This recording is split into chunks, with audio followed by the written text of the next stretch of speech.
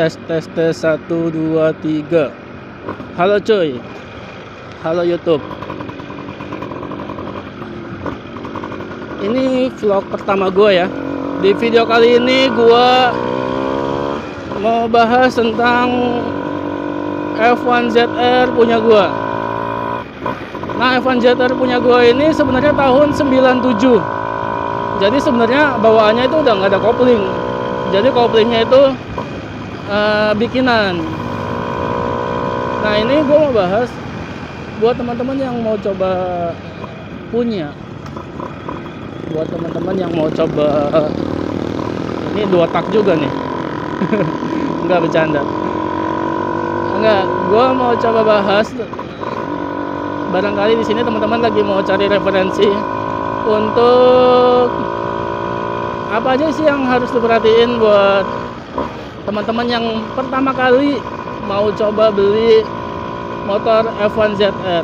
Ya sebenarnya sih sama aja kayak motor 2 tak yang lainnya ya, racing dan lain-lain, hampir sama lah. Nah, ini gue bahas pengalaman gue pertama kali waktu itu beli motor ini. Motor ini tuh sebenarnya udah ubahan mesinnya, jadi udah nggak standar lagi. Ya mungkin dulunya dipakai buat balap, bisa jadi. Jadi motor ini tuh mesinnya tuh udah ubahan. Mesinnya ini dalam artian kayak apa ya?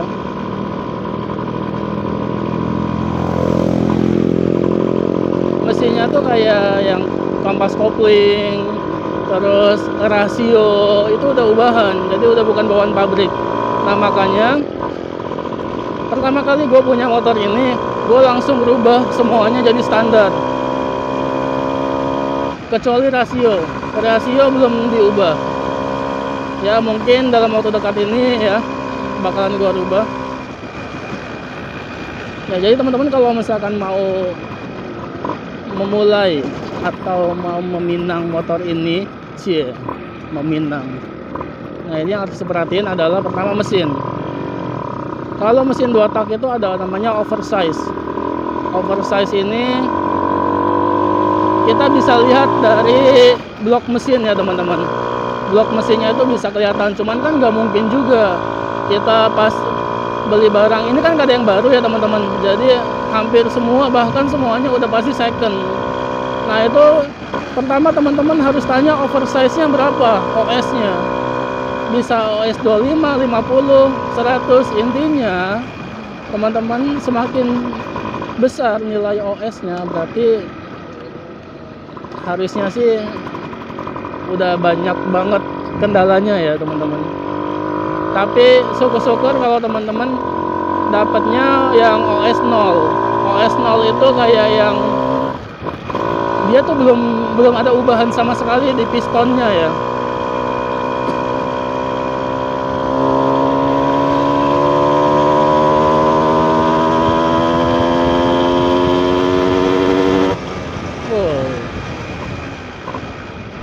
Tarikannya sih masih lumayan ya. Ini motor gue ini OS-nya OS 100. Jadi udah pernah dirubah jadi 100 ya pistonnya itu. Ya dulunya sih kayaknya bekas dipakai buat balap. Speknya spek balap semua, cuman dari mulai kampos kopling satu bundel itu udah gue ganti teman-teman. Cuman rasio aja yang belum diganti. Nah, dampaknya apa kalau rasio nggak diganti? Nah, ini rasionya ini masih pakai rasio yang lama, maksudnya yang ubahan, yang nggak standar. Dampaknya itu kalau di putaran rendah itu pasti bakalan kerasa gasnya nggak stabil, kayak jut-jut, kayak ndut-ndutan gitulah bahasanya. Jadi gasnya tuh nggak stabil kalau di putaran rendah. Cuman kalau mesin udah panas nggak kerasa teman-teman.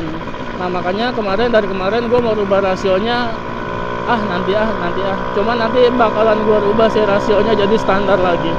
Karena kan ini motor gue pakai buat harian kan, buat gue kerja. Nah, terus sebenarnya motor ini nggak ada minusnya.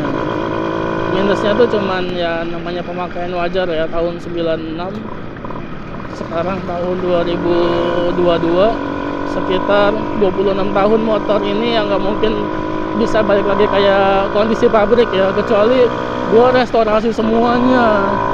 Nggak mungkin juga teman-teman. Lebih baik gua beli motor baru ibaratnya, motor F1 ZR baru misalnya. Kan ada tuh, gua kemarin lihat di YouTube ada yang harganya 50 juta. 50 juta tuh dia belum pernah pakai sama sekali, kilometernya baru di bawah 1000 lah intinya. Itu 50 juta teman-teman. Makanya kalau gua senengnya motor ini semakin lama kok semakin naik harganya gitu kan. Makanya motor ini bakalan gua simpen aja gitu. Nah terus yang kedua yang harus diperhatiin adalah selain mesin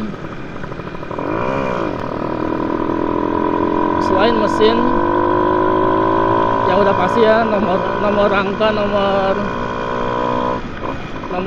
nomor mesin itu udah pasti harus diperhatiin teman-teman, karena motor yang tahun-tahun tua kayak gini nih mungkin banyak banget yang udah ketok-ketok rangka gitu kan.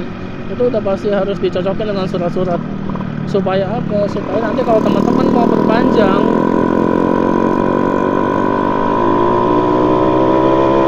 bentar.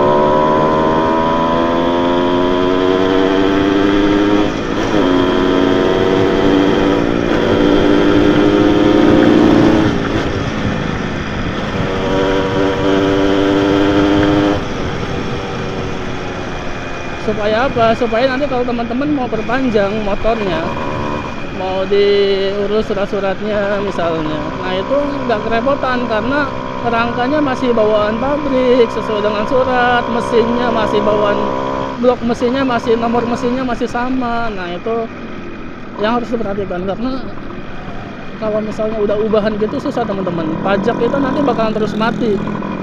Berarti kalau udah ubahan udah minus banget gitu.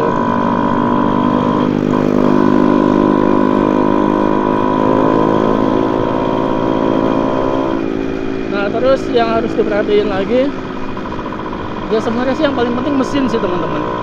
Mesin, kalau body kelengkapan itu masih banyak lah yang orang yang jual, yang misalnya di marketplace kayak satu body full gini ada yang jual kemarin 700 sampai 800 ribu, masih gampang lah. Cuman kalau mesin itu meskipun banyak bengkel sekarang, tapi nggak semua bengkel itu ngerti mesin 2 tak gitu. Jadi agak susah teman-teman kalau misalkan teman-teman belum punya bengkel langganan atau kepercayaan yang ngerti banget mesin 2 tak. Bisa-bisa habis di budget perbaikan mesin doang teman-teman. Makanya yang harus pertama kali diperhatiin teman-teman itu tadi, mesin.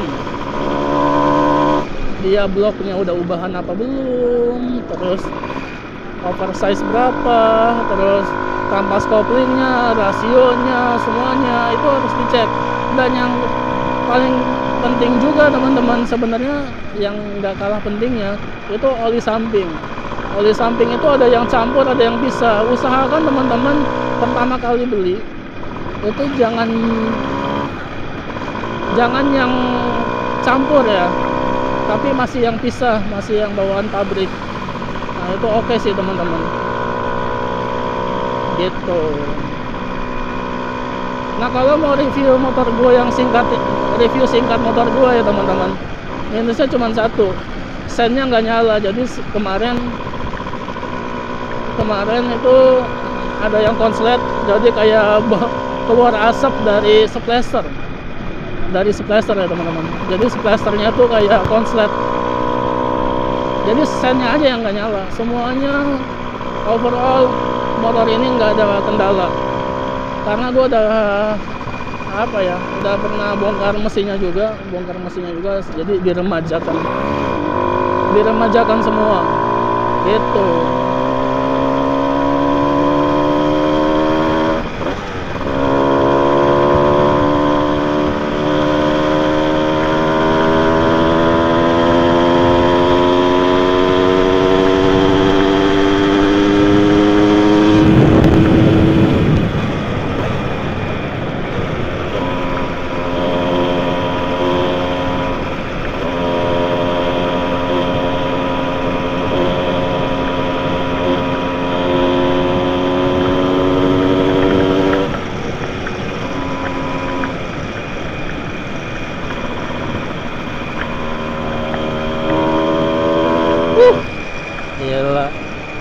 Yang gue senang dari 2 tak tuh ini teman-teman, tarikan sama bunyinya itu loh.